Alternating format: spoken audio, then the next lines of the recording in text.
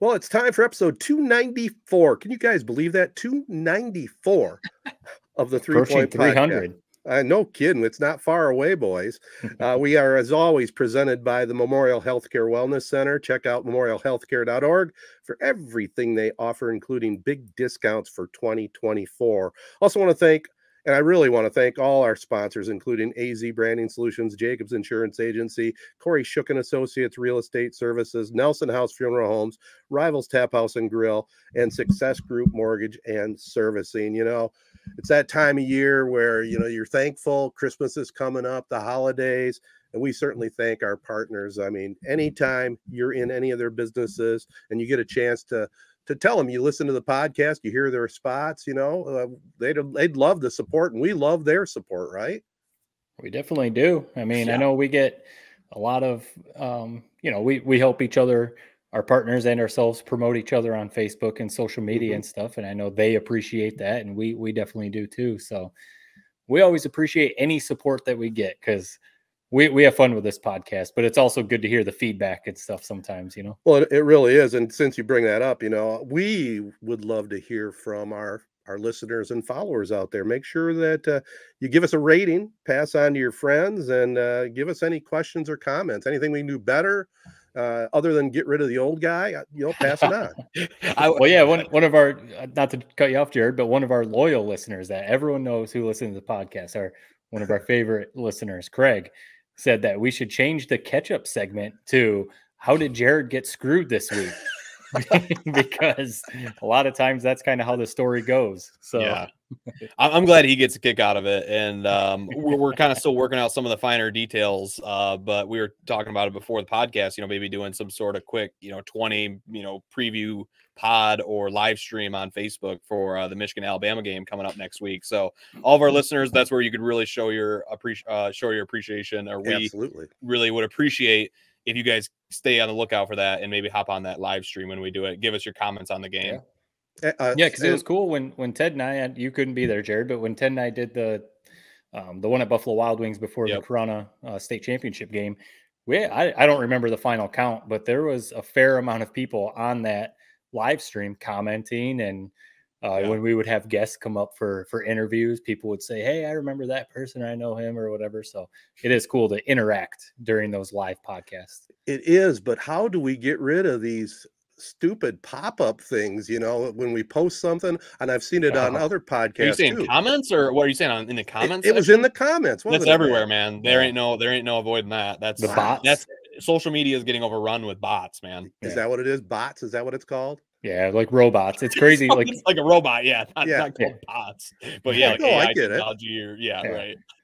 Well, it's always like when you see, like a bigger account, maybe like the Sports Center or ESPN or whatever, Bally Sports, when they post something, obviously they have millions of followers.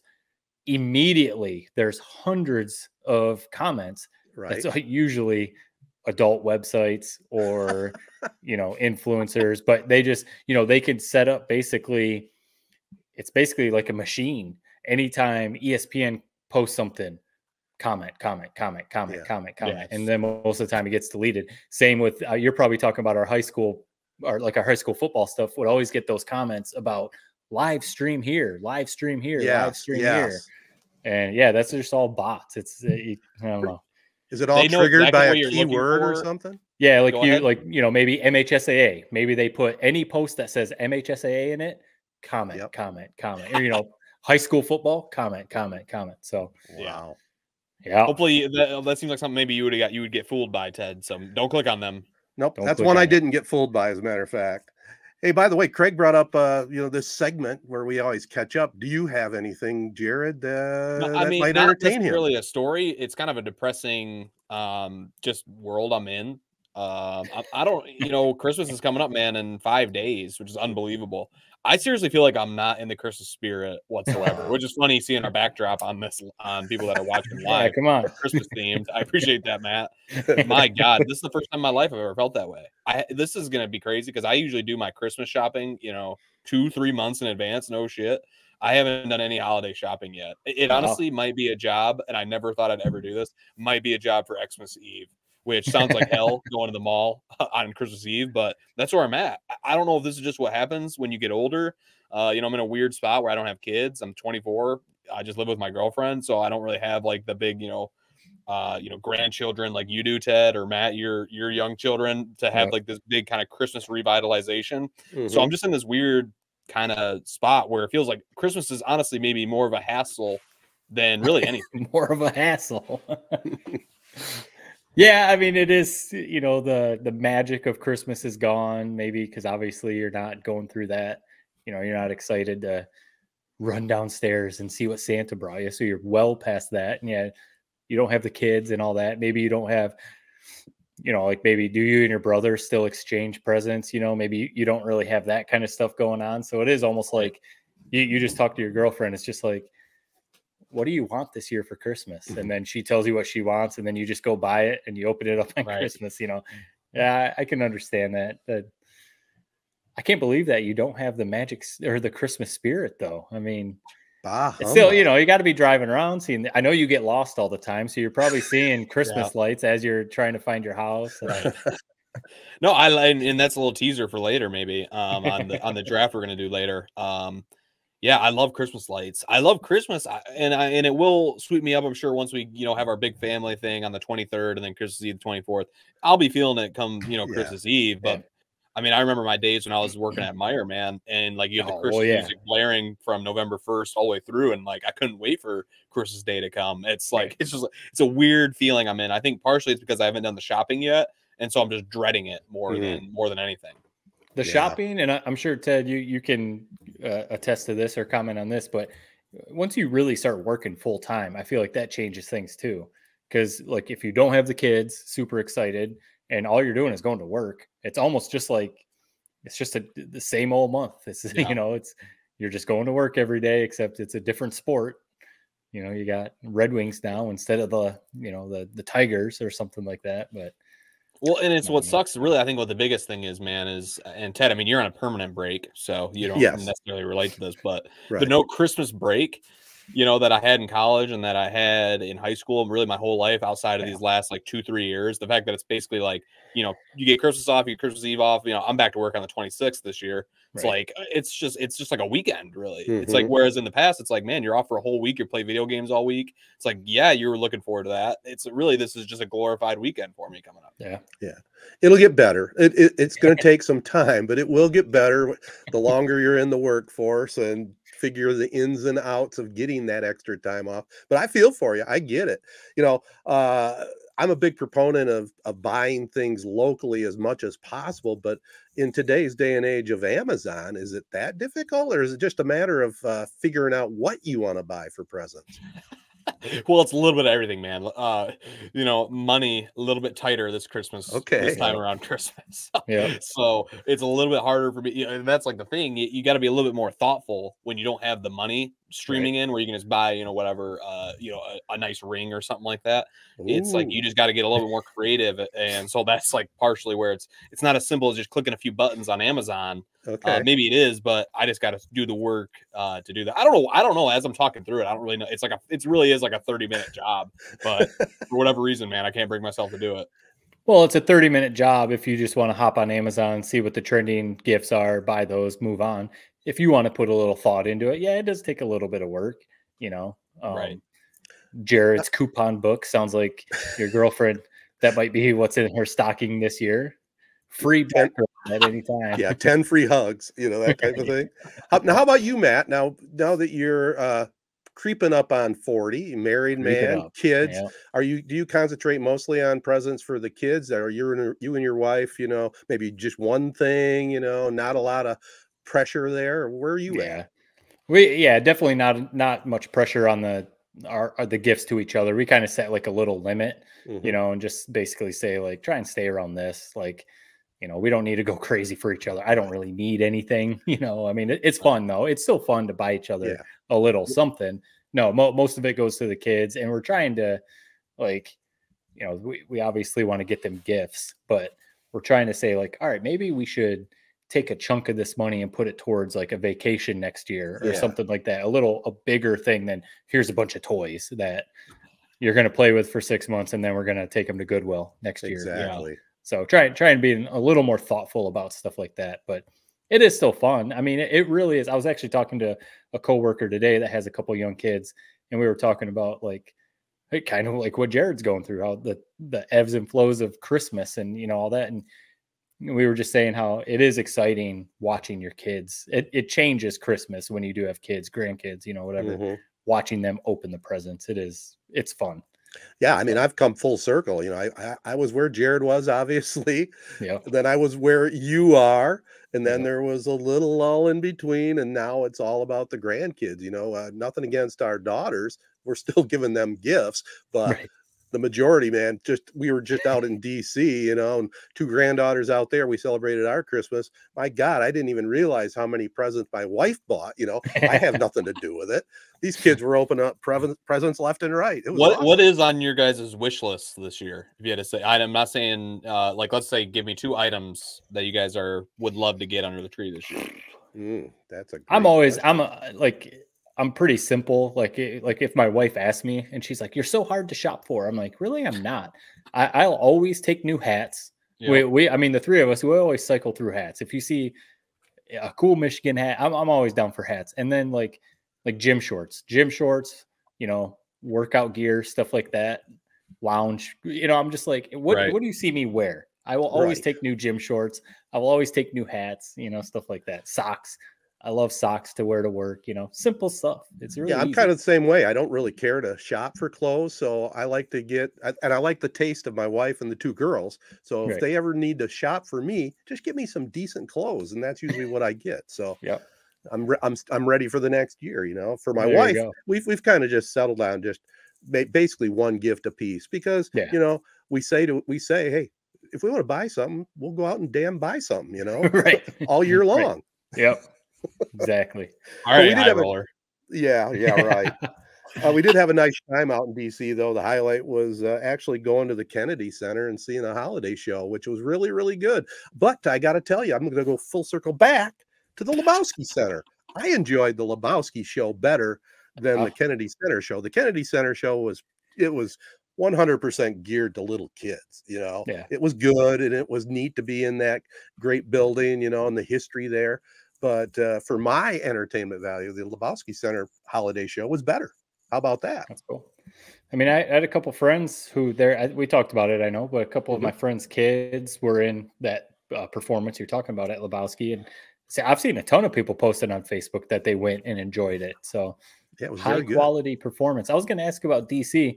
What do they do with the, I feel like I've seen pictures or whatever. I have a couple friends who live in DC, but do they decorate the national monuments put Christmas lights on the Lincoln Memorial, or do they do? So, but maybe they do. Do they do anything like that? That's a great question. I think the White House and shame on me, but didn't really get out and do the tour through DC this year. But I think the White House they do. I think the White House they light up in different colors. You know, the monuments though. That's a good question. I don't know the answer to that. That's a good one. Yeah, Jared's laugh. I would doubt if they do that, but I was like, we'll see. I'll look it up. Oh, okay, he's going to look it up. Well, one thing I will say, Ted, is I mean, you love the Lebowski Center, man. I mean, no free ad reads on this podcast, man. I mean, maybe they're a target. We love our sponsors. Maybe we love the Lebowski Center as well. Add them to the list. Yeah, I think they're a nonprofit, so we'll give them free. We'll give them free love. All right, free love. Maybe some free tickets. Maybe they could put us up on the marquee or something. 3-point podcast dropping. You know, that's not a bad idea. They do have a hell of a marquee there. I don't know if you've driven by there at night. It's great. Yeah, it's cool. All right.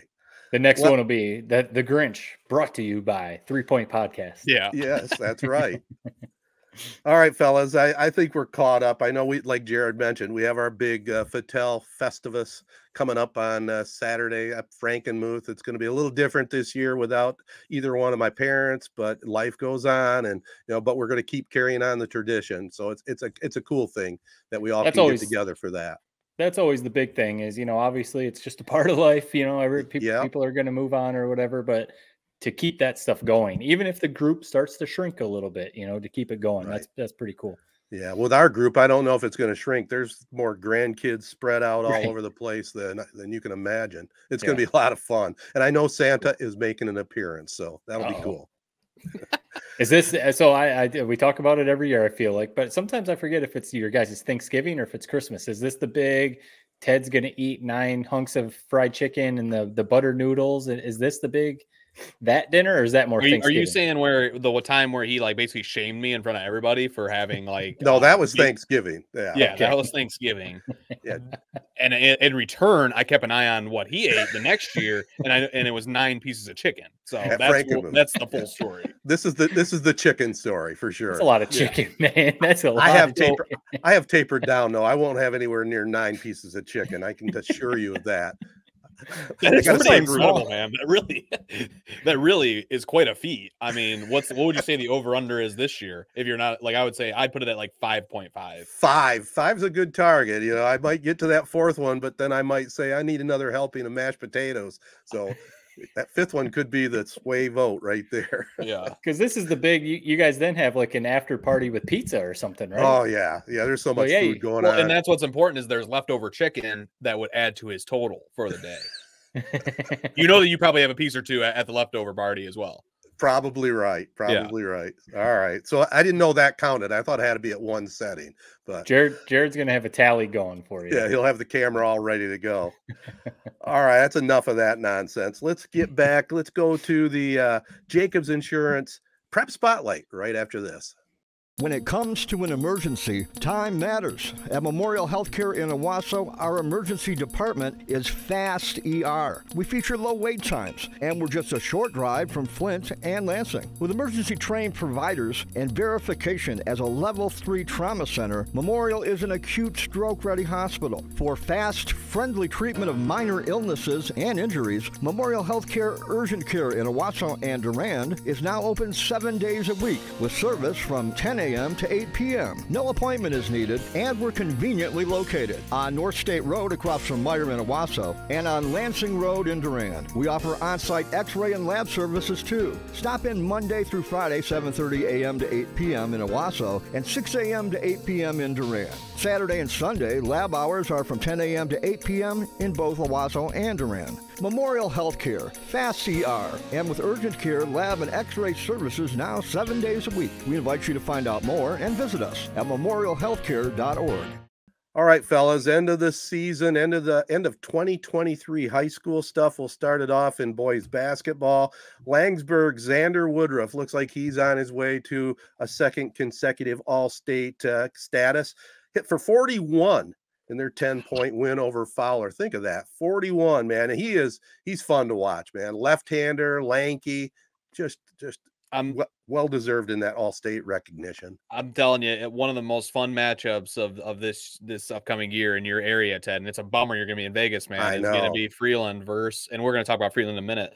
It's going to be Freeland versus Lanesburg. I mean, Freeland has a kid similar to a Xander that can just fill it up in Wilson Huckabee. So that could be a couple of 30 balls going back and forth in that game. It really could be. Well, I have a good idea that we can discuss off air and maybe put something on social media perhaps for that game, but we'll talk more about that. So basically Ted's going to ask you to Facebook that's what that meant. Facebook Live the game so he can watch. I'm thinking maybe a team of Jared and Casey. Why not? I was going to say if Smitty did throw that idea out because he went to the game Freeland versus Saginaw Heritage. Yeah.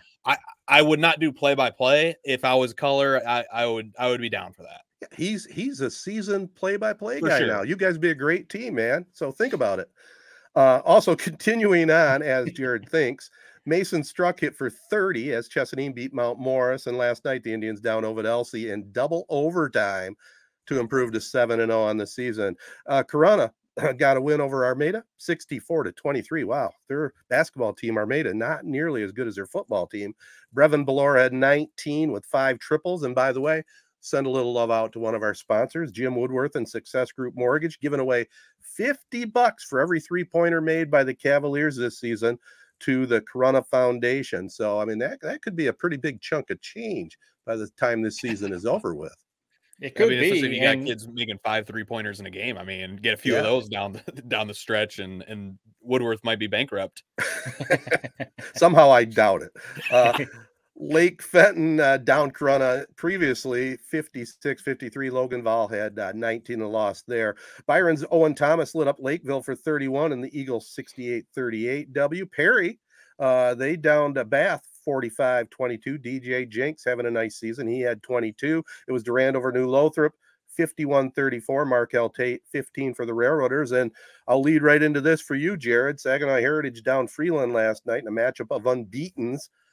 How was that game? It looked like that field house or whatever it's called. What a beauty. It's been dubbed the mini Breslin. I mean, I sent you the picture of kind of the press row that they had. I mean, it's like when you die and you go to heaven, Ted, knock on wood, hopefully it's heaven. Hopefully it's a while from now, too. That's going to be the setup waiting for you courtside. It was like a little press row, almost like a college game, right on the court. Nice little big table, just waiting for you to call some games from. It was. I mean, Heritage is loaded, man. I mean, Tyler O'Day, their stud guy who Sam Ali kind of told us about a couple weeks ago. Yeah. Toledo commit. Wow. I mean, talk about a shooter. Can make it from. I mean, I don't know how many 3-pointers he ended up with. Probably 4 or 5. He can fill it up, and really, the great way to describe him is just smooth. I mean, it's funny when you see kids that are really, really good. It's like they're not even trying. It's like it felt like he wasn't even breaking a sweat out there. And I mean, he definitely was playing hard, but it just when you're that good, it just looks like it's effortless. Yeah. But they're a loaded team. I mean, Class A, I would honestly think that they have a legit shot to make a push to the Breslin. I mean, I don't know their exact path and what that would look like, but you would think coming from Saginaw area, they'd probably dodge some of those Detroit teams, maybe dodge some of those Grand Rapids teams, and have a legit chance to make it there. They're talented. I mean, they have Braylon Isom, the wide receiver who's going to Miami of Ohio, set all sorts of records for them on the football field this year. And he had like 3 or 4 thunder dunks that brought that mini Breslin center, to their feet. So, but Freeland, I mean, a good little battle tested game for Freeland. I mean, they're young, a couple of really good players that are sophomores on Freeland. Wilson Huckabee is one, Tristan Comer's another one. So, I mean, they got a lot of growth to be had. And I mean, Freeland's still a pretty damn good team. I mean, undefeated heading into that game, big wins over Mount Pleasant, big wins over Grand Ledge. So a big learning experience. And I mean, everything that they want to accomplish this year is still ahead of them. Conference, district, whatever run they want to try to make come March. So yeah, really fun game, really good environment, great crowd.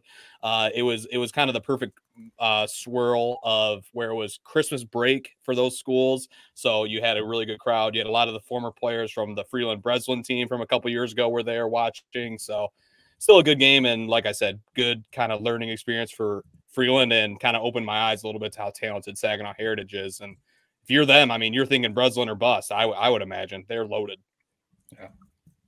Yeah. Well, I see Freeland has another Huckabee on their team, had 21. So he must have been their main man, huh? And how that game played out, I mean, I think Freeland ended up losing by, I mean, probably pretty close to 40 is what it ended up being. But I mean, it was a 12-point game at half, and really the backbreaker that kind of separated them heading into the second half was Wilson Huckabee came out red hot. I think he was 4 for 5 from 3-point land in the first quarter, keeping Freeland close. And then O'Day, just kind of as the game sort of went along, Freeland cut it to 9 with like maybe 5 seconds left in the first half. Saginaw Heritage quickly inbounds it. Wouldn't you know it, that kid finds the ball, launches it from Steph Curry range, buries it, lets out a nice little LeBron James scream as the crowd just erupts around him. So that was a really cool moment. Not for me, I didn't enjoy it, but definitely kind of set the tone heading into that second half. And Heritage just came out. I think they had maybe like a 10-0 run, and then it was just off the races from there. Yeah. So the score is maybe a little bit misleading. I mean, I think Heritage is definitely the better squad, but it was a close first half that just over time, I think Freeland just got a little bit gassed, and Heritage just kind of pulled away with all the talent they had.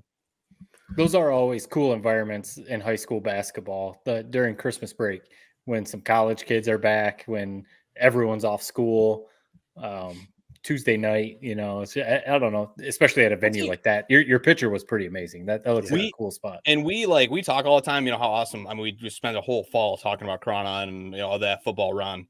There's really not really anything like the atmosphere of a packed high school gym. In a big time game. It's loud. I mean, even in that game, there was still some open seats and it still was loud as hell. And you get a lot of that, on the football field on Friday nights, but nothing quite like that, atmosphere of a high school game where it's going back and forth and you're living and dying on every single shot. I think there really is something special to be said about those environments. Yeah, there is. And you, again, back to the gym. I just love those. I call it field houses with stands behind each basket too. I mean, I just think that's the way to build a gym, man. And it's brutal, man. I mean, these sorry to cut you off, Matt, real quick. That point, they had both the student sections behind each of the baskets. Yes. So I'm like thinking of these kids shooting free throws, man. This is tougher to make free throws at this level than it is to make them like in the NBA with like the distractions you have. Right. Like, it's like they're right underneath the hoop, just going nuts. Love it. Really cool. Yep. All right. Well, we'll finish up this prep spotlight with a little bit more in girls basketball. Ovid Elsie down New Lothrop 53-46 in a battle of unbeatens. Ava Bates led the way with 16. Evelyn Cole put up 30 as the Marauders stayed perfect with a 67-47 win over Chesaning last night. We are recording this on Wednesday night, by the way. Morris over New Standard Academy 58-30. Aubrey Rogers 31 in that one.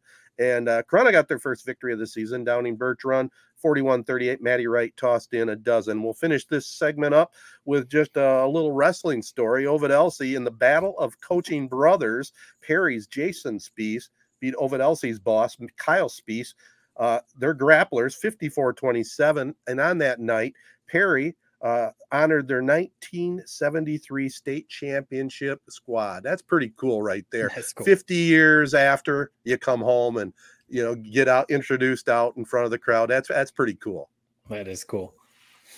All right, that'll do it. The Prep Spotlight brought to you by Jacobs Insurance Agency. We'll be back, talk a little Lions and a few other sports topics right after this.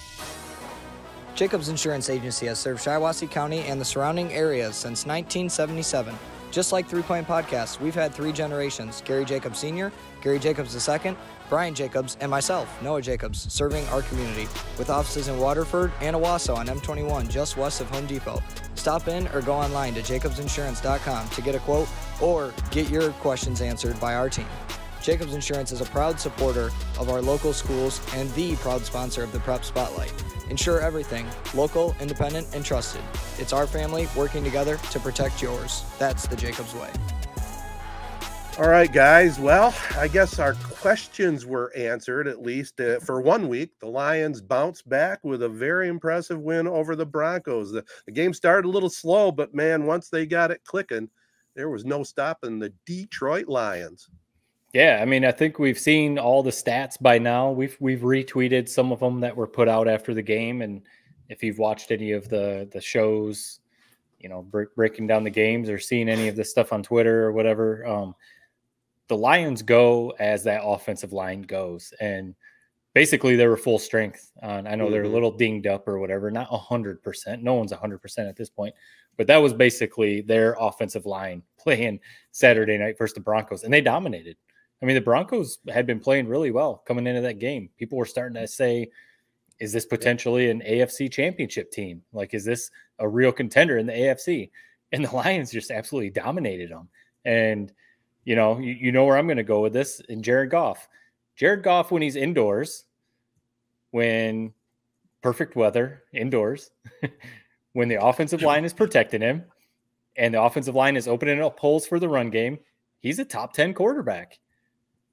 When everything is going perfect, he's a top 10 quarterback, and he threw 5 touchdowns against the Broncos. I mean, you can't discount what he did on Saturday. So you cannot say, though, you just cannot do it, can you? You can't say he's a top 10 quarterback, period. No, I don't think top what? Top what? I mean, he's top 20. I'd go that route. But because we saw what he did when he went to Chicago, and it was kind of chilly, and he couldn't hold on to the ball. Is he alone, though? I mean, you look at these other teams. Jalen Hurts lost 3 games in a row. Yeah, he's kind of hurt, though, and, they're kind of struggling a little bit, too. Yeah, but Jalen Hurts has proven that, he's a little more dynamic than a Jared Goff. I don't know. I'm not – see, this is – we're back to the Jared Goff thing. We're back to – yeah, let's call it truce. Let's call it truce. No, I'll call it truce if you want to. This is the thing with Jared Goff that Lions fans are coming to. If you offer any sort of criticism towards him, you're seen as like a hater. I'm not a hater. I just don't want to give him max dollars. And I can see what he did against the Packers the Bears and some other teams when he was fumbling the ball. He couldn't move in the pocket. He's throwing interceptions. You may not be a hater, but you're saying he's top 20, not top 10. Yeah. Top 10 when conditions are perfect. He's a top 10 QB. I'll give him that. Here's where I'm at with Goff. I get what you're saying, Matt, and I get it all circles around. Basically, what you're saying is you don't want to pay him the big money. No. Which, I mean, I'll be honest, I was kind of in agreement with you last week. And this is just kind of the way of the NFL, man, and the way of recording a podcast each week is your opinions change. It's going to change every week. We've learned that. I mean, we've all had freezing cold takes that we've had people dig up, by special mole who digs them up. I mean, we've had them exposed to the public. But basically, here's where I'm at with Jared Goff as of now. I will say I think he's top 10 for sure. I will say that. I think what you're saying is it is kind of an interesting thing with his skill set where if he is not protected and teams can just pin their ears back and come after him, it's like he's one of the worst in the league. And so when you have a healthy offensive line and he has time to process, he will pick defenses apart. We saw that against Denver, 5 touchdowns. I mean, he lightened it up. Offense looked absolutely incredible. And I mean, you could say that with a lot of quarterbacks, but here's the thing. I think if you gave Zach Wilson the same protection, he's probably doing the same thing that he does basically week after week, which is not very much. Yeah. So I think it's kind of I don't know if it's the chicken before the egg or what comparison I'm trying to make here. When Jared Goff is protected, he is dynamic as a quarterback. He's damn good. Third down, especially, he's money on third down. I want to be the Lions quarterback for the rest of the time. If the Jared Goff we saw last Saturday is the one we get more consistently, and the Jared Goff that we got for basically the last year up until the last 5 or 6 weeks where the turnovers started mounting, and coincidentally enough is when the offensive line kind of fell apart. Right. Jared Goff is the guy, in my opinion, especially after this week, and that's just with this whole team in general, kind of bringing it back full circle to Lions. This performance showed me everything I needed to see about this team. My trust is at an all-time high. I really don't think there's anything the rest of this regular season that's going to shake it, whether they lose to the Cowboys, whether they maybe drop a game to the Vikings. This is a team that, in my opinion, has as good a chance as anybody to make it to the Super Bowl. Do I think that they're going to win it? Probably not. I mean, it's really hard to win a Super Bowl, especially in your first year where a lot of guys have no experience at the playoff level. But I'm not scared of the Eagles. That's for damn sure. They're in a free fall right now. Matt Patricia, for God's sake, is calling defensive plays on the sideline for them. I mean, that's all you need to know really about what's going on over there in Philadelphia. The 49ers, Brock Purdy's their quarterback. I know he's going to probably win the MVP this year, but at the end of the day, it's not Patrick Mahomes standing on the other sideline. So I'll take our chances against him and the 49ers. So at the end of the day, man, I'm feeling good. I'm feeling great. I feel more confident about the Lions right now than I think I do about Michigan. And we'll get to Michigan, maybe next week when we record. I'm loving what I'm seeing from the Lions. This was like everything we needed to see, everything we bitched about the last 5 weeks. They crammed it up our mouths, and they're looking damn good. I'm loving it. And this does go to show. I mean, the offensive line does make a huge difference, Matt. There's no doubt about that with any quarterback, but especially Goff, because we know he's not very nimble getting out of the pocket. And one thing that he does do that does disturb me sometimes, he doesn't step up aggressively into the pocket. When it starts to, there starts to get pressure on the outside, he should step right up and either throw the ball away or get rid of it instead of taking some of the sacks he has. So I'll give you that. But the defense, I mean, they played well against the Broncos, and we never know what they're going to do. And I think they finally realized if they're going to win it all, they got to blitz. I mean, they got to take their chances in the secondary, but they've got to figure out a way to put pressure on. Agree? Yeah. I mean, because it's shown if all you're doing is relying on the D line to create pressure, it's not going to happen. I mean, Hutchinson can only do so much.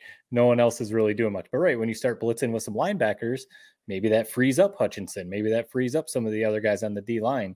So that's what we've been saying. I feel like for the last few weeks, the defense isn't going to be as good as the Ravens defense or some of these other defenses, but they just have to be good enough for the offense to put up enough points. And, if Goff, Jared, you mentioned freezing cold takes. If Goff wins, takes the Lions to the NFC Championship, if he can go to San Francisco, go to Philly potentially and win, then I will say, okay, let's consider paying him money. But like we mentioned before, if we got to pay Hutch, we got to pay St. Brown. At some point, we're going to have to probably pay Gibbs. We got to pay some Brian Branch. We're going to have to pay some of these other guys. I would rather have money for those guys than have 80 million, 100 million or whatever wrapped up in Jared Goff. I'm not saying he's a bum. You know, well, I don't think he's top. I don't think he's Burrow. I don't think he's Mahomes. I don't think he's Josh Allen. You know, these kind of guys, Lamar Jackson, for sure. But he's not.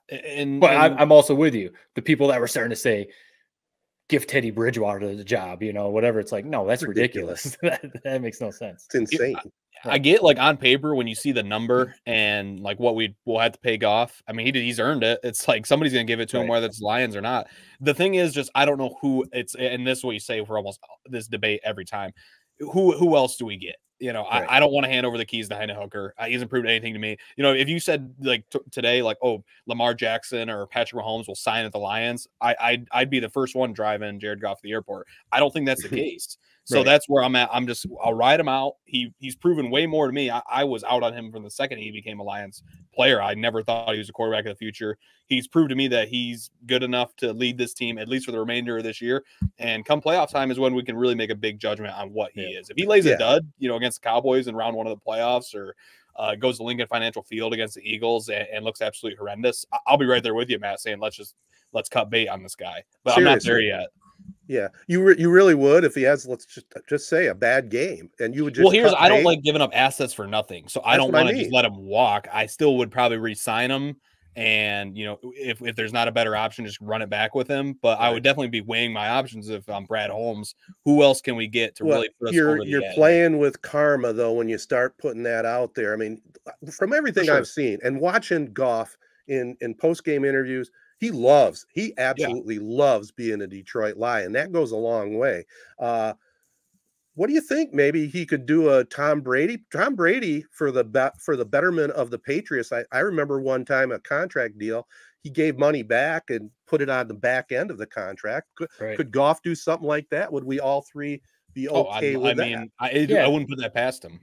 That's the whole thing too. I think last week or the week before, if he didn't demand, I don't think he would demand, but if he didn't demand top dollar, then I'm for take, because I do think he's more like maybe top 20 is a bit of a stretch. Top 15, I feel like easily could name 10 quarterbacks I'd rather have than him. Would you rather 15, have Kyler Murray or Dak Prescott? No, see, Dak's one of those kind of on the edge too. He got a ton of money from the Cowboys, but of course that's a Cowboys. But you know, like he does it a lot in the regular season, but hasn't really done anything in the playoffs. Yeah. You know, I definitely don't think he's Lamar Jackson, Patrick Mahomes, Josh Allen, Joe Burrow, Jalen Hurts. We agree. You know, all those top. Justin Herbert. I don't think he's that guy. Tua Tagovailoa. I don't know. I'd put him with Herbert. I actually would. Yeah. I mean, the Chargers haven't really done a whole lot, so that's the big argument with Herbert. But yeah, you know, so and he did start in a Super Bowl. We've talked about that a lot. You know, people seem to forget about that. I just always go back to Sean McVay was very quick to move on from him when Matthew Stafford became available, and that says a lot to me. And who was also there? Brad Holmes. So well, and this is what if we're looking at that, it's like they saw something that we didn't. Goff is a good quarterback, but they had a chance at Stafford and they jumped at it. And they won to win a Super Bowl, and we haven't seen Goff do it yet. I think Goff is a better quarterback than he was, 3 years ago with McVay. Yeah. I think what you said about like kind of how your dangerous game, Ted, of when you're – I think the fact why he is so much better now with the Lions is because of the confidence that Brad Holmes had, one, in trading for him, and Dan Campbell and everybody empowering him. And a lot of the fan base really empowering him. That goes a long way. It does, for sure. So I think that's a big part of the reason why he's a little bit better now. And I threw out the idea of you're throwing Josh Allen, Patrick Mahomes. That's why, if you guys remember, come draft day this past year is why I was throwing out the idea of drafting kind of a potential transcendent talent like Anthony Richardson to get you over the hump. Because I think Goff is obviously good enough to get you to a Super Bowl with really good pieces around you. But to win that big game, you almost need a guy like a Mahomes. And I don't even know if Josh Allen is that guy, to be honest. So there's only a few guys who could really get it done. And but don't you think we always forget the quarterback is the most important position, but all these guys you're talking about have great players around them as well. Yeah. Which is what the Lions have tried to do. Yeah, you got to build that roster. That's kind of the deal that the Bears are going to be in. They have a guy in Justin Fields who's proven he can play. Hasn't been great, but has proven he can play. He's had moments. He's had moments, and they're going to have probably 2 top 5 picks next year. And Justin Fields' contract is coming up, so they've got the same dilemma, a similar dilemma. Do we move on from Fields, draft Caleb Williams, or do we say, all right, Fields has shown he can play, let's keep him, and use those other 2 picks, kind of like what you're saying, Ted, to build the team around Fields. That's what I would do with Chicago. That's exactly what I would do. Right. I mean, Fields has proven enough to me. I mean, if you have 2 top 5 picks, you can draft a receiver, whether an offensive lineman, defensive lineman, whatever, and you've got a solid core right there. You move on from Fields and draft a Caleb Williams or a Drake May out of North Carolina. Honestly, you have no idea what you're getting out of these rookie quarterbacks. Exactly. You have no idea what they're going to turn out to be. So it's a huge risk. So that would be against my move on from Jared Goff argument. You know what you're getting with Jared Goff. He's at least going to be a good quarterback. You move on from him and see what Hendon Hooker has. It could go or it's like boom or bust. He could be really good or well, I mean, you saw, I mean, the Rams, I mean, they took a calculated risk with Stafford, but you saw it's like a quarterback just, I wouldn't even say Stafford's way better than Goff, just a little bit better. And that's all they needed to really get over the hump. So one thing just to change sometimes. We're talking about freezing cold takes. I don't know if this is a freezing cold one because I still, where he was drafted, I don't know if positional value was there, but I mean, Jahmyr Gibbs, wow. I mean, he's really rounding into form. It's awesome watching. I saw you the most carries in the NFL of 20 yards or more. I mean, what more do you need to know about a guy who's explosive? Yeah. I mean, I really think down the stretch, you talk about guys who can have like kind of a I'm here moment. I really think whether it's the Cowboys game coming up in a couple weeks or it's in playoffs, I think he's got a 200 plus total yard performance that's going to make everybody on the national level, fantasy people already love him, us Lions fans already love him. I think it's going to be a big performance down the stretch in the clutch, whether it's a big run when we really need it or just an overall great game that's going to kind of catapult him to kind of that all Pro Bowl level as a guy that's going to be facing the league for years to come. That's a bit of a stretch. That's a hot take saying that he's going to be that, but I really love what I've seen, and man, I'm glad the Lions have him. You know, I would have loved to have maybe gotten somebody like him in the 3rd round. I'm not sure if that exists, but I'm glad he's wearing a Lions uniform. I'm glad we're not having to compete against him, on Sundays. He's awesome. Yeah, I think he's the perfect mix with Montgomery because it's like, if he was the guy, the bell cow getting 25 carries, no one really does that anymore in the NFL. But if he was 100% the number 1 back, would he be as effective? I don't know. But mixing carries with Montgomery, it's honestly it's almost like a perfect combination. Yeah, it's almost like the thunder and ice type of thunder and lightning type of thing, or fire and ice. You got Montgomery, who's kind of a little more of a ground and pound, and then Gibbs. It feels like anytime he touches the ball, he's about to break one. Like he touches the ball and makes like one cut, and you're like, oh, here he goes. So and he lays dudes out too. He trucks guys too. He's not just like a speed back. He does. It's a perfect combination. You're exactly right. And again, it's like a clockwork thing because you got the offensive line, you got 2 good running backs, you got decent receivers for sure, and then you put it all together. It definitely makes Jared Goff look better when that all is clicking. I mean, that play action. If they can run the ball a little bit, which they do, it just sets up the passing game. I mean, it's a wonderful thing to watch. And you know what? The one thing you didn't mention, you read all the positions except maybe the guy who's really burst onto the scene that we probably should have maybe led this with Laporta. Right. Yeah. I mean, this is a all-pro tight end that we're going to be able to watch for the next, 10 years. Knock on wood, we keep re-signing him and we keep a good team around him. Absolutely. Wow, he's impressive. And that was another pick where at the time I really wanted Kincaid. Who ended up going to Buffalo, who's been kind of quiet this year. I think he's coming back from an injury, so who knows what type of leap he may take next year. But that was a pick that I questioned at the time. But wow, I mean, at this point, put the blindfold on, and if Iowa has a tight end entering the draft, I mean, freaking draft him. Right. They perform at an unbelievable clip in the NFL, and Laporta just gotta love him. He just seems, and I saw a stat, he's made like 17 of 19 contested catches or something like that. He just seems, there was one game that he actually had like 2 drops and it was really head scratching. Otherwise, he seems to catch everything like in his radius. He catches, he breaks tackles. He's really, and then you got like Brock Wright that, he's the Dan Campbell type. You got him to come in and block, and then you've got Laporta, who's like Travis Kelce or something like that. Right. So really, honestly, the Lions offense at full strength, I'd put them up against anyone's in the league as long as they're indoors. As long as they're indoors.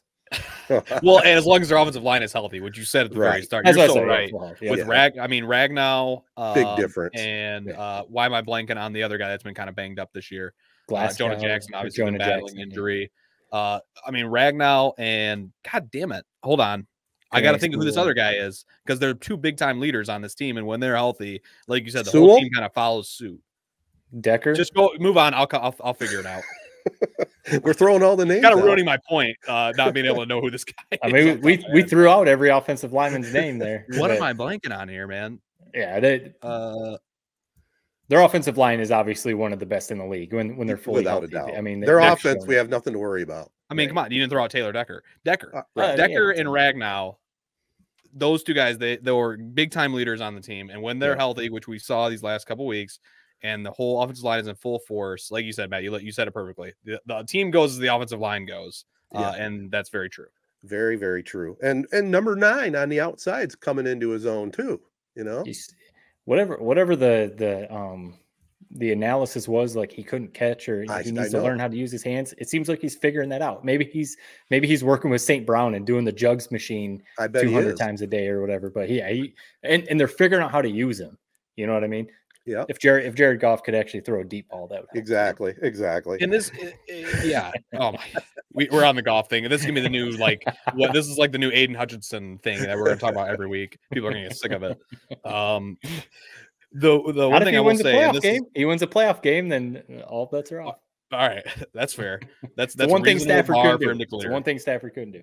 Yeah, I mean, really, it's kind of crazy when you think about it. For very true. One thing I will say about this game and why I think we're also kind of happy about that game against Denver. It really felt like this team with this Denver game was going to go one of two ways. It was either really going to go off the tracks and be true SOL fashion, the way things have been planning or paying off down the stretch, or they're going to do what they did, which is have just a true statement win, get the fan base back fully behind them, get everybody rolling, confidence feeling good, people are starting to get healthy. They're really feel like they're kind of rounding into form at the right time, which I didn't know if they were going to do, and it really looks like they are, though. And that's why I feel so good about this team going forward. And they have a legit shot to get that second seed too. Oh, yeah, for sure. Which is huge.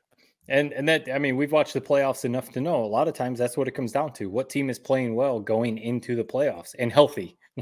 What team is healthy and playing well going into the playoffs? I mean, basically, so how do we feel right now? The only way they don't win the NFC North is if they lose out and the Vikings win out, which two of the games are against each other. Yeah. So, that's kind of unlikely. It seems like they're going to win the North. They actually have a pretty good shot. Also, you said the 2 seed, Ted. They have an okay shot. We tweeted it out at the 1 seed. If the 49ers lose 2, which is possible, you never know, and the Lions win out, Lions would be the number 1 seed, which would be kind of crazy. But I mean, the 49ers are playing really well right now, so I doubt that's going to happen. But the big thing is, what that matchup is going to be. Yeah, they're probably going to win the North. So they're going to be hosting that first round playoff game. Who are they going to get? I hope it's not the Seahawks. I hope it's not Geno Smith in that. I hope it's not Matthew Stafford. That's what I was going to say. I hope it's not the Rams, even though it'd be a fun one to watch. It'd be a lot fun, of stress. Yeah. Either way, at that point, you're just happy to be there. Right. Hosting a playoff game, that'd be awesome. Yeah, I just hope they take care of business this Sunday, get it over with at Minnesota, so it doesn't come down to a must-win game against the Cowboys or the Vikings to finish out the season. That could be that. Talk about stress. That's making me lose my breath right now. that Cowboys game in 2 weeks is going to be huge for both teams. Yeah, because I mean the Cowboys are still playing for their division and for the 2 seed and all that. So that's a huge game against the Cowboys in a couple weeks. Basically what you're teasing is the idea that if we lost to the Vikings at Minnesota, then we have basically a toss-up game against the Cowboys. Exactly. It's really not out of the realm of possibility, man. That game could be for the NFC title. If they lose these 3 down the stretch, I promise you, I will not watch a playoff game. I mark my words, I will not watch whatever that playoff game is. I will not watch. I might be with you because if they lose that, if let's say it comes down to that Minnesota game at home, final game of the regular season. I don't even to be in that position. It makes me sick to my stomach. I probably won't even watch that game. Yeah, it'd be pretty. They got to win this. The way you laid out made me a little bit more nervous, man. They got to win this week. This is a must win, I think. Yeah, it is. Go win. Yeah, just go in, get it over with. And if you got to rest a guy or two, then you can do it. Either way, it's pretty cool to be talking about Lions winning the division. hosting a playoff game. It's pretty awesome, cool, man. It really is. And are we done with the Lions? We want to move on to something else. I mean, we can talk about golf a little more if we want. Nah, I don't think so. But I'm paying him the money. We'll leave it there. Juwan Howard's back. How do we feel about that? I guess. Yeah. I mean, we know we've seen the stats. They were here in Charlotte last night, Tuesday night, and I had tickets. Work was giving away tickets. I had tickets, and we weren't able to find a babysitter last minute, so I didn't go. I'm glad I didn't go because they lost in double overtime to Florida. I don't know, man. I'm not out on Jared or Juwan Howard. I know, Jared, you probably kind of are, but because I still think he's a good coach. I think he's good for the program, obviously, because of who he is, Fab Five, and all that kind of stuff. But there just seems to be like something missing, and we've seen it. These close games, I could look it up real quick. The record or something, it's like 5-17 or something like that. Like 5-17 or something in close games, and a lot of those games they had a lead late, and then they blow it, and it's just people. They question like what's his in-game coaching like, adjustments, substitutions, drawing up plays at the end of game and stuff like that. And, maybe you give him a little bit of pass a year or two in because if this was his first shot as a head coach, now he's 5 years in, whatever. So it's kind of like you should have worked these kinks out. You have a guy like Phil Martelli on your staff who, should be mentoring you and you should be learning a lot from. So should be in his ear. Right. And I don't know. It would be hard for me to see Michigan firing him. You know what I mean? You're really going to fire Juwan Howard, but it might come. I would say, they got to make the tournament, right? Is he on the hot seat? I guess I haven't heard anything about that, but in my opinion, I haven't watched him. My buddy actually sent me a picture of like game about to head to double OT versus Florida. I was literally like, I couldn't care less, man. I don't even, I'm just out on that program. And we could rehash what I said, 2-3 weeks ago on the whole Juwan fiasco. And it sucks because I really was rooting for him, man. I love him like I love Dan Campbell. That's how I felt when we hired him. I was like, I cannot wait to see what he's gonna do with this program. And it's just been depressing every step of the way. Even that really good team he had that made the Elite Eight. If you remember that game, it's like, man, down the stretch they really kind of blew that game against UCLA. That was a damn good Michigan squad. Maybe the best squad that we've seen outside of maybe that Trey Burke team that they had, or the other team that made it to the championship game in 2018. They were loaded. So it's just been a bummer. I wish we should be talking about how awesome it is, how awesome the recruits we're getting are, how cool it is. Jalen Rose is sitting courtside, all that stuff. It just hasn't. It's just feels like we haven't gotten that Hollywood movie that we were kind of expecting with Juwan when he took over, and it's been depressing. It makes me not want to watch it. Right.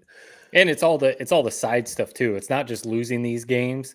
It's then all the kind of side stuff that's going on that makes it even more frustrating to even talk about, But, and it's like a whole. It feels like we have like a whole new roster, and this is just the world of college basketball now. Yeah. Unless you're Izzo, who doesn't go in the portal. It's like a whole new roster you got to learn every year just so they can be gone in a year once you finally figure out who the hell these guys are. That's just another part that's really killed us, because that was what was awesome about those Beeline program, program. You saw the same guys get developed to get better and better, over the course of their 4-year career. Maybe they played 5 minutes as a freshman, and then they're leading the team to a championship berth by the time they're a senior. There's none of that anymore, really, in college basketball as a whole. Yeah, and it's too bad. It's too bad because that was part of the fun of following your team. You got to see them for a few years. Now you have to check the roster every year, every half a year. Speaking of the team over there in East Lansing, they had a nice bounce back win over Baylor at Little Caesars Arena. Beat them by 24, something like that. Yeah, at one point I think they were up by like 40 at one point. Yeah. They absolutely smashed Baylor, who they were number 6 at the time. These early season rankings, sometimes you only take with a grain of salt, because like Michigan State was preseason top 5. So, and they slipped out, but we said it last week or the week before. We know when Michigan State was losing all these games that they always front load their schedule. They always play probably the toughest schedule in college basketball at the beginning of the year. And they always lose a few of the games. And, people start to question Izzo. And then by February or March, they have things going. When their guards are playing well, Hoggard and Tyson Walker, they're fine. So, I mean, are they going to make a run to the Final Four? You know, you never know, but I'm not worried about Michigan State. They'll be in the tournament, probably contending for the Big Ten. Purdue is really good, but I bet they'll be up at the top of the Big Ten by the end of the regular season. Yeah, I mean, I don't really have much more to add on it. It's just like you said, it was a right on cue, man. Right as soon as everybody started turning on Izzo, of course, they win a big game in a statement fashion. I mean, what the hell? Where did that come from? I mean, hopefully we see a little bit more of that from Michigan State the rest of the year than what we saw those first 9 games of the year. Well, a little college basketball talk for us. Still, for me, it's still a little early. There's been some pretty good games, but it's still football season. But once we finish up in football, we'll be checking it out full time. But back to basketball for 1 second before we finish this this segment of the podcast. What in the hell? I mean, it's hard to talk about the sad boys down there, the Pistons. I mean, 24 straight losses. They have Utah coming up tomorrow, Thursday. I mean, just a quick thought. They start off the year 2-1. You look at it, I think I made a point. You can tell our mole out there, he doesn't have to go back and get my take. I thought this was going to be actually a pretty good team knocking on the playoff door, you know? I mean, what happened? What happened? Yeah. It's pretty good young talent, really. They can't, I mean, they don't have shooting. Is that it? Which, I mean, that sounds so simple. And I mean, there's a million different holes we can go down trying to psychoanalyze everything going on with. Yeah. I mean, flat out, if you can't shoot in the NBA, you're not going to win. I mean, I don't know what the hell is going on where they're 24 straight. I really don't. It's unbelievable. I've never seen anything like it. It's like you can't believe it. It's like you're in the NBA. It's like I don't know how you don't win one of these games, man. And there's been a lot of them where it's been like it's a close game, and then once that crunch time comes and guys like Jalen Brunson or whatever start to take over, Giannis, they pull away and the Pistons end up losing. I mean, Cade had a career night the other night. I think he had 40+ points. Yeah, looked damn good. Answered a lot of maybe potential question marks that have been looming around him and this team, but even in that, it's a losing effort. It's just the weight of the world is on this young team. We've talked a lot about how they don't have that guy who's won, who can kind of mentor him, put him back on the railroad tracks. It's just they're in a pit that seems bottomless, and somebody needs to throw them a lifeline. I don't know what that is. I don't know if it's a trade. I don't know if it's a shakeup. I really don't know what's going to pull them out of this hole. They just need to get that one goddamn win. And I think they'll start to look a little bit better, but I don't know where to begin. This is the NBA.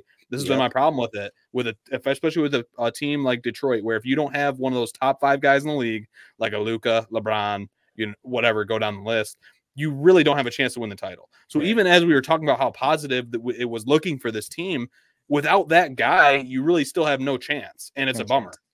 So I mean, it's hard for me to get excited even about them before the season, because it's like at the end of the day, man, you're still like that piece away from truly being able to contend.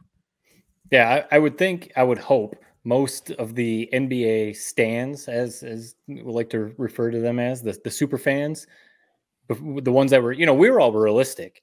Like we said, this is a quality team on paper before the season. They made a really good hire at head coach, Monty Williams, a really good head coach in the NBA, young talent. But we weren't saying they were about to win the East. No. But I would think even the super fans would take a look and be like, this roster is really flawed. Like you just laid it all out, Jared. They don't have the veteran presence. Cade Cunningham looks like could be a budding superstar, but he's got to have some help around him. And the other guys that a lot of the super fans are like so excited about, Beef Stew and Killian Hayes, and if you look at these guys, these are not really high quality NBA players. On a good team, you take some of those guys and put them on the Mavs with Luka, you put them on the Suns with Kevin Durant and all those guys, or the Nuggets with Joker. Yeah, they'd be like pretty good players. But if they're supposed to be like your key contributors, you're going to lose 24 straight games is what's going to happen. Kinda, as the trade deadline looms, it's like you think about a guy like Beef Stew. I love him on the Pistons. I think there's something in there with him. But like you said, he's just in the wrong role. Whereas if you pair him up with LeBron or some AD and he's playing, 20, 25 minutes a game, it's like he probably would thrive in there. Same thing with Killian Hayes. I think if you get him in the right position, it's like he has something. But it's just how it's unfair to those guys, how they're currently constructed with all the players around them. None of them are in a spot where it feels like they can truly be their best self. And that's what's kind of the biggest bummer of it all. Yeah, I mean, you got to get lucky in the draft. I mean, hopefully they got lucky with Cade Cunningham, and maybe in 2, 3, 4 years, we're looking back on this and he's a superstar. You know, you never know. But like the Bucks got lucky and drafted Giannis. We've seen what happened there. They won a title and he's one of the best players in the league. The Grizzlies got lucky and drafted Ja Morant. And, you know, he's gone through his stuff off the court. He comes back last night and hits a buzzer beater and wins a game. And the Grizzlies look like they could make a run to the playoffs now with him. You got to get lucky if you're not the Lakers, who could just spend as much money. If you're not some of these teams that'll just spend a ton of money all the time. And, you know, you got to get lucky and draft a superstar. Even the Mavs, Mark Cuban will spend endless amount of money, but they got Luka, and, you know, now they're good. As long as they've got Luka, they're going to be a playoff team. The Nuggets got Jokic, and now they're going to be good until, you know, whatever. So you're talking the elite teams that could possibly win NBA title. I 100% agree with that. But then you look at the Pistons compared to the other teams that were in the lottery for years, like Orlando. Now look at them. That's what I'm hoping that the Pistons get to, and that's what I was thinking they would get to. Not NBA championship, not Eastern Conference Finals, but to be where they're at, it's in a negative way. I think we saw something tweeted about it. It's very impressive. 24 straight. Any way you look at it. I mean, the record for consecutive losses is 26. Right. It's been done twice. The real record is 28, but that was over 2 seasons. So that kind of right. They're almost there to the record of 26 losses in a row in one season. And that's very possible. And we were talking about it at work the other day. We were like, the team that loses to the Pistons to snap, they should kick them out of the league. Whatever team the Pistons beat to break this record, just fold, just hang it up. It does dire, now. Now it starts to become a mental thing, right? It becomes a mental thing. That's all they're thinking about now. All they're thinking about is this losing streak. That's like the thing. It's like it feels like every shot, like it's like the weight of the world is on these guys. It's like I feel bad for them. It's like I don't know how they got in this spot. And I mean, obviously you can say like I look in the mirror. I just think once that ball starts rolling, and I don't know how you get off that track. I really don't. Yeah. Did you guys see the tough rollout in your office too? Yeah, true. Right. Speaking of your office, one of the games on Bally Sports, I don't know, Jared, you probably saw the clip on Twitter, or you might have been watching live. I don't know, but there was a rollout going to break. Usually, you know, the tape room, they put together 4 or 5 shots. Usually it's of positive stuff, a bunch of baskets to get to break. This one was sad Pistons. And then it ended on 2 young, like 8-year-old Pistons fans in the crowd. It was getting in a fight. Like they look like they were brothers, you know, like just bugging each other. But that was the last shot going to commercial break. And Blaha was just like, these Pistons, you know, 24 in a row, they've lost. The fans are even starting to fight. I forget exactly what they're bad boys. But it was just like, oh, this is depressing, man. This is terrible. Yeah, that was. I mean, that's just you work with a lot of talented people, man. I don't know where they found that, who put that together. It was a perfect like encapsulation of this streak. It really was. It's been tough. It'll turn up, man. It'll start to look brighter. I think. At the end of the day, I don't know. My whole life, the Pistons haven't been that good. I mean, I don't even remember the 04 teams, even the 05, 06. I mean, really, my first real memory was when they traded for Allen Iverson because he was like my favorite player, and that ended up being a dumpster fire. So I'm not. They're like the Lions to me. They really are. You know, we're finally seeing the Lions pull out of it, but it's like this is nothing. This doesn't surprise me. This is what I've known my whole life. Last NBA question or comment: Draymond Green. If you're Commissioner Silver, is this the rest of the year? Is this 20 games? No. What do you do with that kind of thing? I love Draymond. I've always been a Draymond guy. Favorite college player of all time. Right. Remember, for one of my first memories of watching basketball was watching his Saginaw Breslin team win a state title. You saw the magic in what he was, even as a high schooler. What makes Draymond is that fiery edge. And I get like people being so pissed about it. They act like he like committed a crime with what he did. Like he flopped and accidentally hit him in the face. Yeah, it wasn't good. It's the fact that he's been a repeat offender. What were you watching? Accidentally? I don't know. That's what that's what he said. It was so random, and I don't think that Nurkic did anything that would have really prompted him to do that. I just think that's how he plays the game. He plays like everybody is like the biggest villain in the world, and that's what makes Draymond. He should have been suspended for sure.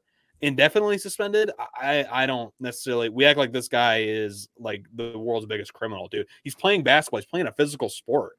It's like these things happen. It's like the NBA's become so soft, man. I mean, the NFL, it's like if somebody punches somebody on the helmet, does anything even happen?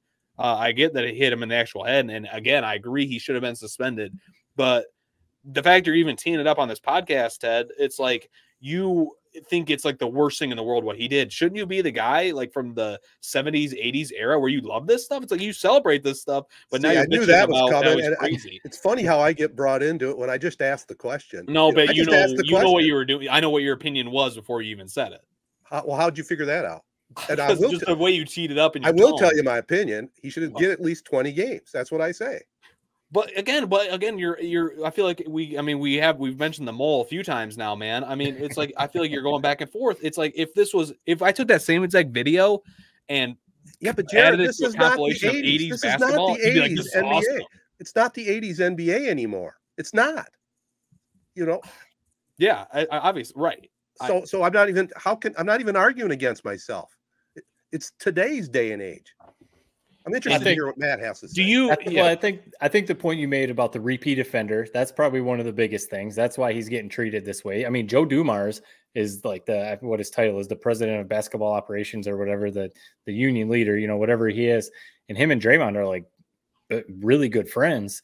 And even Dumars has come out and said, like, man, you gotta figure this out. And Dumars was a part of the Bad Boys, and he's recognizing that this isn't right. Right. The NBA has changed, so obviously if this stuff was happening back in the 70s, 80s, maybe it wouldn't look as bad. I think it's also like the stuff that he's doing. He's the only one doing this stuff, stomping on Sabonis's chest last year in the playoffs. He's kicked at least 4 or 5 dudes in the nuts a few times, and the stuff that he's doing, it's not like a natural movement, like when he swung back and hit Nurkic, it wasn't like he was just flailing. Like he clearly swung back. He can say it was an accident, but it wasn't a backhand. It was a front hand. Right. It's not like a natural basketball movement where he's going up for a rebound and, you catch someone with an elbow. That happens all the time. That's where it is like, stuff happens.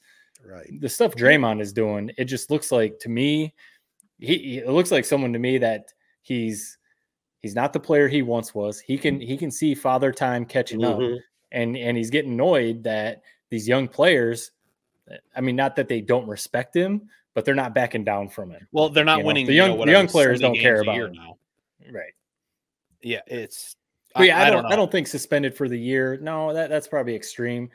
I'm curious. I was thinking, 15, 20, like you said, Ted. But to me, I think it comes down to, and a lot of the analysts and stuff have said it, it's got to be Draymond showing that he actually wants to, whatever he's got to do. I don't, like he said, he's going to counseling. I don't know, like if he needs to do that. I don't know. I don't know him personally, but because the last time he got suspended, he said, like, I'm not going to change. This is who I am. So it's kind of like, well, then what are we doing? I mean, if it's kind of like the Ja Morant stuff that he was doing off the court. That's much more serious than what Draymond was doing. If you're not saying that you're going to try and fix yourself, figure stuff out, then yeah, what are we doing? Then yeah, maybe you do need to be out of the league. But you can't just be punching dudes for no reason and kicking guys in the groin and stuff. Well, here, and we don't need to spend 40 hours on Draymond, but right. My problem is think about just the LeBron incident, which people like, we talk about how he's this checkered past Draymond Green, like he's this horrible guy. LeBron literally was like straddling over him, basically putting his balls on his face. What do you like, Ted? What would you do in that situation? Like, what is crazy about what he like? And believe me, I'm a LeBron fan. I was there rooting for Draymond's suspension for that. But it's like we're acting like he's like a killer. It's basketball. You play hard. I love that. And the fact that we're like basically nerfing, that's a young kid term for you, Ted. Nerfing the toughness of this league. It just makes me sick. It's punish him 2, 3, 5 games, suspend him 5 games, whatever. But the fact that we're making this guy out to be like the biggest villain in the world because he plays hard and wears emotions on his sleeve, it's like, what are we talking about? Who cares about his emotions? Yes, he plays hard. We all want players that play hard. He's dirty. Period. Listen, okay, now we're doing this. The your favorite team of all time, the Bad Boys. the Jordan rules essentially we're going to try to basically so were the Celtics, so were the Lakers, so were every team in the league at that time. Every team in the league was played that strategy. Way. Look at the highlights. But now you're calling, but so that was just the league. I mean, Draymond Green is the dirtiest player in the NBA. This is Ted Fattel's opinion. It's kind of call it up later. Somebody look it up later. I don't care. He's the dirtiest player in the NBA. Easy take. Yeah, that's the easy take. Similar. It's common sense take. You could say it's similar to the NFL when you look at, let's just say, Ronnie Lott, the hits that he used to do back in the day. You can't do that nowadays. You know, some of these guys lay a hit on someone and immediately they're like, 10 years ago that wouldn't have been a penalty. Well, in today's NFL, that's a penalty. So yeah, I think that's part of the argument too. The game has changed. If he was doing this stuff in the 70s, yeah, maybe it wouldn't look as bad. But you know, you can't do that. I mostly just think that the stuff he's doing just doesn't. It's obvious. It doesn't look like a natural basketball movement. Right. You know, who's a dirtier player than him? Right. That's what I want to know. Who's dirtier in the NBA? And that what's going to suck, kind of to Jared's point. This, you know, kind of his style of play, his energy, and all that kind of stuff. So if he comes back and tries to like tone it down, he's going to be a completely different player, and then he's not even going to be like who he is. So that's what kind of starts to get. It's almost like he needs a change of scenery type of thing. Not like the Warriors need to trade him, but it's almost like he needs to like step away and go to the Pistons. Come play in Detroit. Come play in Detroit, and you know we'll revitalize the last part of your career. Oh God, it's all we need. Just to put a bow on it again. Well, LeBron James stands over him, staring at him like he owns him. Ball's basically right there. I mean, it's just like I get what the rules are, but it's like why is that taken out? Like that's dirty. That's one incident. That's one incident, right? Okay, if you give Green the benefit of the doubt for that one incident, I'm with you. But it's been incident after incident, and this latest one. I mean, watch the film, man. Watch it. There's a difference between like Rasheed Wallace, with which you were probably cheering on and loving him, man. While I love how you keep going back to the past. We're not talking about the past. I could keep going back in the past all day. My God, get over it. We're talking about today's NBA. I thought you would have a little bit more respect for the sanctity of the game. That basketball is a men's sport. It's turned into like this, I don't even know, social media, and I'm sound like an old guy. It's like it's turned into something that it wasn't, which is like I get it's more fun, and I love the openness of the NBA and the high flying and all that, but the fact that Draymond is like it's like almost like his career is in jeopardy over this stupid slap. It's like it's just basketball, man. Okay, slap him on the wrist, move on. I get he's repeat. Funny, I'm using the word offender, repeat offender. Yeah, emotions run high when you care. Okay. Believe me, you're sitting here talking about the Pistons. Man, I'd love to have that. I'd love to have that every night. I'd love it. You're entitled to your opinion, young man, but I guess we'll see what Adam Silver decides to do. Yeah. I already know what it's going to be. And I get it's like I'm not saying Draymond needs to figure it out, man. Clearly, these are the rules. Live in the rules. Yes. But I'm just defending him for the fact that you're sitting here slandering him. I mean, he's a Michigan guy, man. Saginaw. You should be repping him every step of the way. If he wasn't dirty, I would. If he wasn't playing dirty, I would. Come on. I can't help it. You're going back to when you were 12 years old. And he's one of your favorite players. Come on. It's right in front of you. Hey, I love how he plays, man. All right. Fair enough. That's as simple as it is. I don't want to see him change. I don't want him to change. We'll leave it there. All right, we'll wrap this podcast up with a special Tedertainment Christmas treat for you right after this.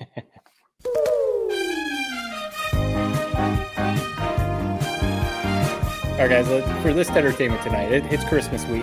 You know, we're about 5 days away from Christmas, so let's kind of change it up a little bit. We do these drafts sometimes with whatever topic that we're talking about. So let's go through. We've broken down. We'll probably post it on our social media. We've broken down our favorite Christmas music.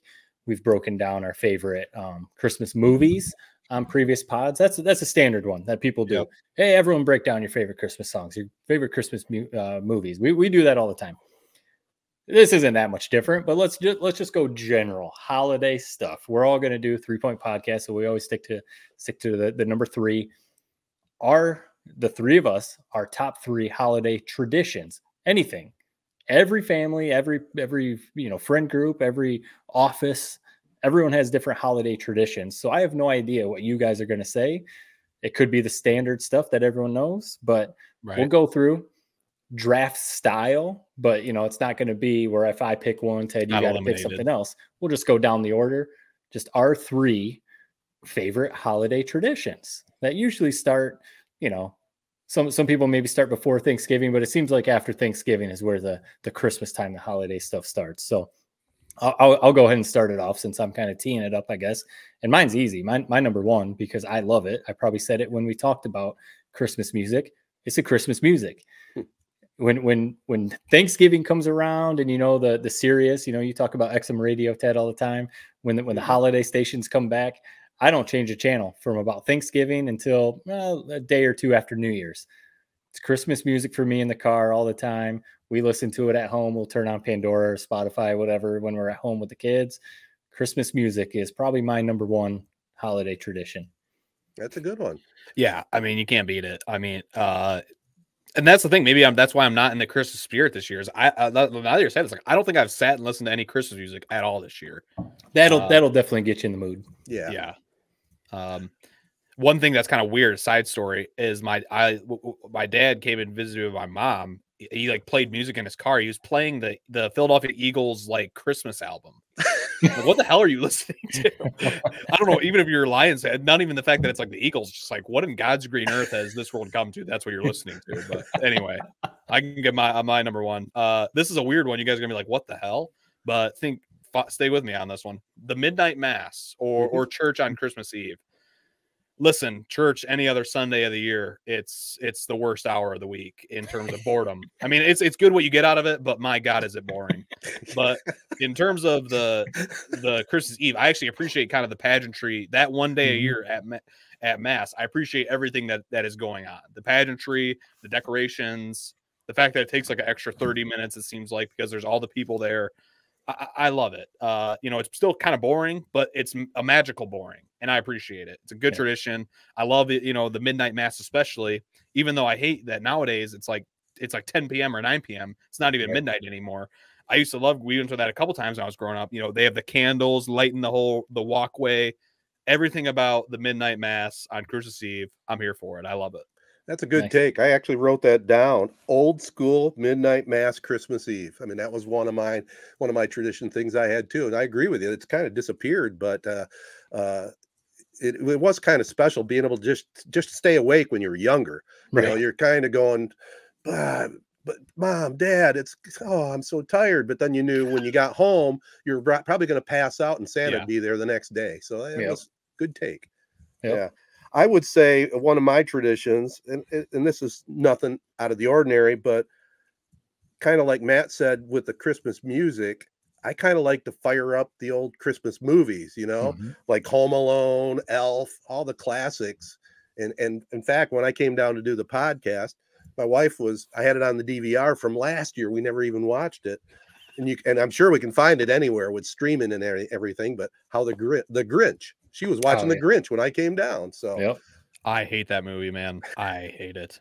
God, I hate it. With Jim Carrey or the cartoon or both? I mean, I've never even watched the cartoon, the Jim Carrey one. There are some funny moments, but like there are some good one-liners in it. But my God, as a whole, I hate everything about the aesthetic of that movie. It's creepy. It's weird.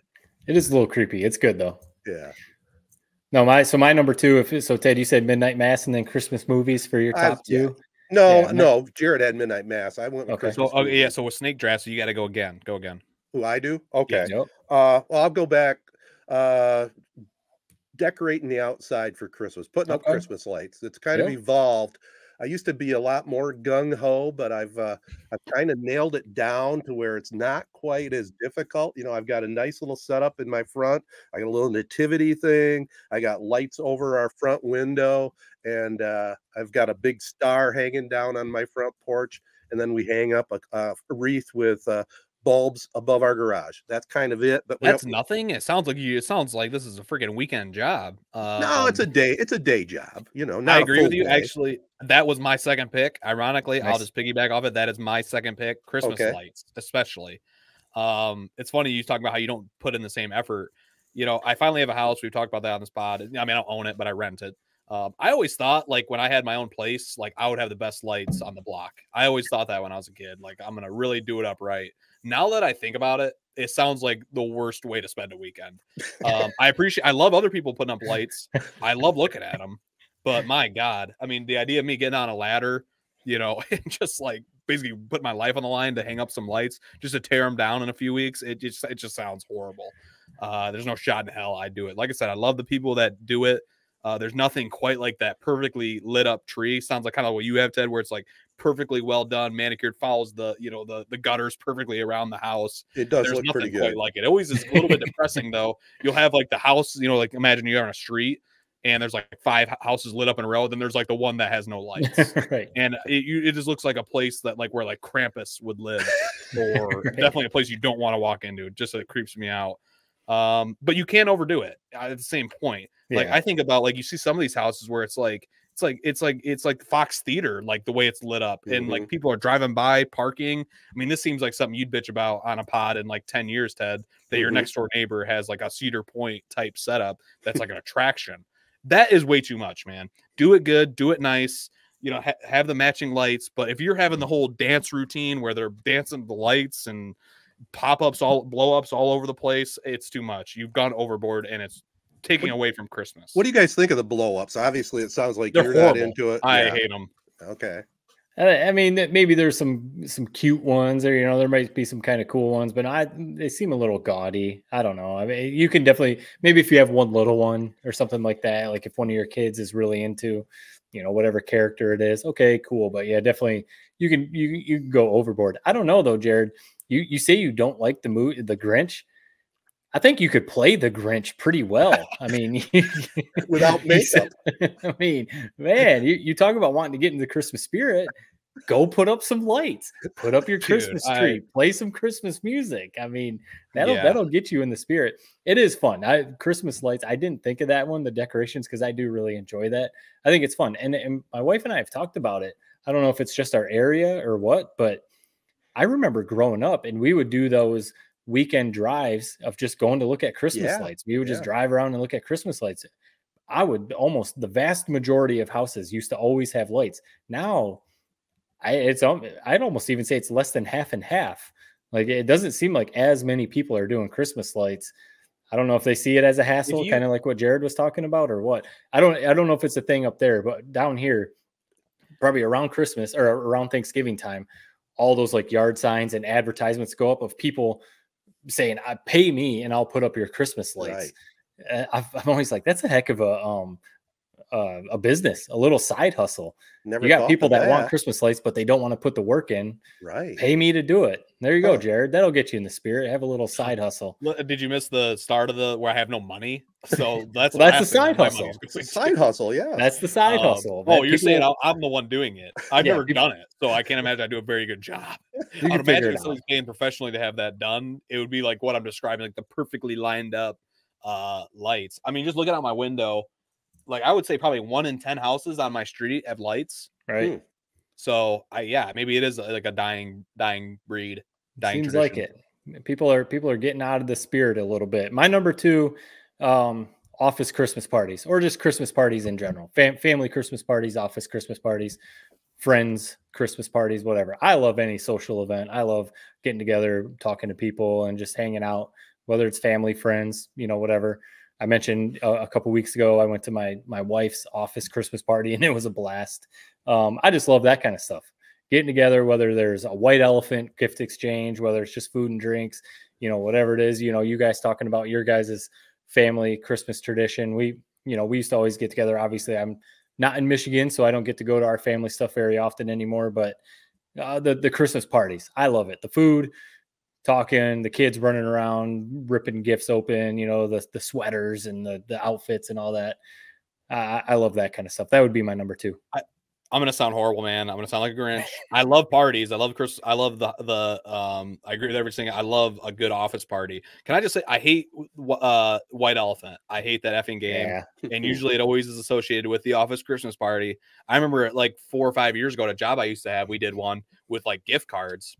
Remember this moment clear as day, probably why I hate this damn game. Open it up, Victoria's Secret gift card. Everybody erupts laughing like it's the funniest thing. And it probably would be funny, like, for the people, but just me, I open it up, it's freaking uncomfortable. It's like, wow, this is weird. So I don't know. I just hate that damn game. It is, and it's one of those games. Like food, especially, is always awesome. Yeah, the food is always good. I mean, the white elephant thing, though, it's if you set it up as these are going to be gag gifts, okay, that can be kind of fun. But if you're trying to give legitimate gifts and you set the limit at $25, whatever, there's always going to be a couple, like you end up with the Bath and Body Works lotion set and you're just kind of like, oh, well, cool, thanks. And then you actually got something legit and you're like, can I actually have the gift that I bought? So that the white elephant sometimes can be a hit or miss. All right, what's your third pick? Last one, round it out. My third, if we're not eliminated, my third was going to be movies because I love the Christmas movies also. I mean, once the kids go to bed, my wife and I, we have our list. We want to watch Daddy's Home 2. We want to watch Four Christmases. We want to watch Santa Claus. We want to watch Home Alone. We try and by the time we get to Christmas, we try and knock all these ones off. So we're in the process right now. Daddy's Home 2 is horrible, but it does have one of the funniest scenes I've ever seen, which is when he's walking with like hot chocolate to give it to Mark Wahlberg. It's like the most absurd way he like pours it all over himself as he drops it. It's so dumb, but I think that scene is hilarious. Mark Wahlberg and Will Ferrell are hilarious together. I love that combo. Movie. Yeah, they are. You wouldn't expect it, but yeah, they're perfect together. Number 3, this is just the obvious one. I mean, this would be the number 1 pick. I mean, opening presents. What more do I need to really even explain? There's nothing like that magic as a kid waking up, seeing those presents, especially when you think Santa is real and you really think about what all he accomplishes in one night. It's mind-boggling. But when you're a kid, and especially when you're a little kid, like your kid's age, Matt, where they have like 20 gifts because they're all like $15 a piece.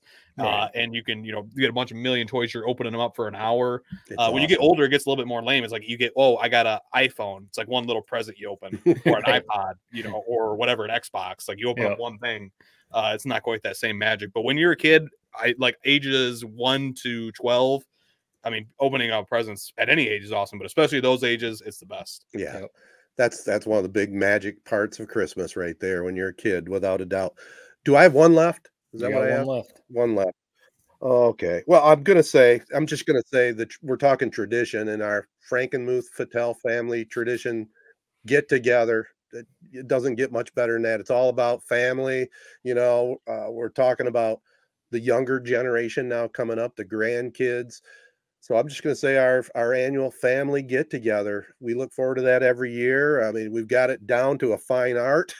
You know, we have the dinner at Frankenmuth. We have the party afterwards. I mean, and there's games involved. It's just a great time to catch up with everybody, see what everybody's up to, and just have a great time. Yep. So so for those who don't know, my grandpa used to always pay for it for everybody, like 50% family, which I can't imagine what that bill is. We had one more year where some of the money that he had obviously is still going to pay for one more dinner for all of us. I heard a rumor that since you're the oldest sibling in the family, that you're going to be the one covering the tab next year. Wow. Is that true, or? It's a good thing you heard it as a rumor. That's for sure. That's just a rumor I heard. I can't confirm my sources, but that was definitely thrown out there. That is a false rumor, I can assure you. I will say this one other quick tradition that my wife and I have started with our grandkids. And I know, Matt, I've seen pictures of you and your family in pajamas. We get our granddaughters a new set of holiday pajamas every year. That's one of the things they open up, and then we make them. We take a picture of them every year. So that's one of our traditions. That's a classic one. The holiday, whether you open it up on Christmas Eve or Christmas morning, the pajamas, whether it's a full family matching or whatever, that's a good one. You can't let that tradition die when they get 12, 13, and that's the last thing in the world they want to do. You can't let it die. No, that's a good point. 18, see all the pictures all in a row.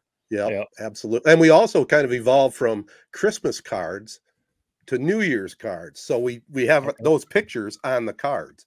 Nice. That's what we do. That's a good idea. Yeah. Christmas cards is also maybe one of those that's kind of starting to go away a little bit. We still get a decent amount. Yeah. But I feel like back in the day, I remember like when I still lived at home. Yeah. Every day my mom would be opening up 5-6 Christmas cards and be like, oh, this is from some cousin out in California, or this is from some, whoever. And it was kind of cool. But now, you just see everyone on Facebook. So you just say, hey, happy holidays on Facebook. Yeah. Yep. It's lame. Well, I think we about covered it, didn't we? I mean, I'm sure holidays are great. I'll just throw like one bad tradition out. I actually wrote down like list like a 5, but I don't need to. I'll save them for after Christmas when I'm not so much of a Grinch. I like to call it. They always throw out, this is inappropriate. Close your eye or close your ears. Yeah. Like the post nut clarity, like after you have sexual relations, like how your brain feels clear. You're probably wondering where I'm going with that. Ted's never heard that one, I don't think. Yeah, that's a youngin's term. I understand the post-Christmas clarity, like 10:30 on Christmas Day, when everything's come and gone, and you're like, F, man, I got 364 more days till next Christmas. Yeah. That's the worst feeling in the world. That, like, 2 hours before you go to sleep, you realize it's all over. It's horrible. Yeah, I to piggyback off of that, your Triple X reference there. I don't know what I know you guys knew what I meant as soon as I said it. No. Yeah, no. It's a spot on comp of what you're saying. Yeah. It's also like there's a little bit on Christmas night, but it's still kind of cool because you got some new gifts and it's still Christmas break if you're in school or whatever. For me, it's definitely like after New Year's. Because like that week between Christmas and New Year's, it still feels like the holidays. People still have their lights up. You're still listening to the music, the movies. Bowl games is fun. A lot of people are either off work or school, so it's fun. But then like once New Year's hits, then it really is like, oh, we got to take this tree down. We got to take all the decorations down. We got to take the lights down. Mm-hmm. And then it really is the New Year, 360 days or whatever until the holidays again. That's the better day. Yeah, for sure. All right. Well, heck of a reference. You almost made Ted spit out his water. Have you ever heard that phrase before? I've heard something similar to that, yes. But the 1970s version, whatever that was. Yeah, absolutely. But Matt's got to figure out some way to get that in our social media post. I don't know how it's going to work, but God, that's good stuff. All right, guys. Hey, this is fun. This is a fun podcast. Our last pod of 2023. We will be having a special Michigan Rose Bowl edition coming up, a shorter one, maybe 20 minutes or so. We're going to give you our thoughts prior to the Michigan and Alabama game. Man, there's so many storylines that we're going to get into. It's going to be awesome. So we're looking forward to that one. But this is the last one of 23. I want to thank all our partners, including Memorial Healthcare's Wellness Center. Make sure you sign up for our 2024 membership. 15% off. Get yourself healthy. Get in shape. Boy, I need to get back in there on a everyday basis. I can tell you that much. And if you want more information, check out memorialhealthcare.org. Also, check out our great other partners that include AZee Branding Solutions, Jacobs Insurance Agency, Kori Shook & Associates Real Estate Services, Nelson House Funeral Homes, Rivals Taphouse and Grille, Success Group Mortgage and Servicing. And also, I want to say the Z92.5 next game of the week will be January 5th. It'll be at the Wolfpack Gym, Langsburg, and Plymouth Christian. So get a chance to see Xander Woodruff there for the Wolfpack. Nice. Everybody have a great holiday. We'll talk to you on the backside. Peace and love as always. Be kind. Thanks for listening. See you later. Are you ready to take your brand to the next level? Look no further. Introducing AZee Branding Solutions, where we help grow your brand from A to Z. At AZee, we're committed to helping businesses and organizations like yours reach new heights. Our full-service print and digital branding agency is your one-stop destination for all things branding. Need a stunning web or graphic design that captures your essence? We've got you covered. Want captivating social media content that engages your audience? Done. And that's not all. We're experts in video production and photography, ensuring your brand tells a compelling visual story. Plus, we specialize in screen printing and embroidery, turning your brand into wearable art that speaks volumes. Whether you're a startup or an established business, AZee is here to transform your brand dreams into reality. Ready to grow with us? Partner with AZee today and experience the difference. Visit our website at www.azee.co or give us a call at 1-844-360-AZEE. AZee Branding Solutions, where your success begins.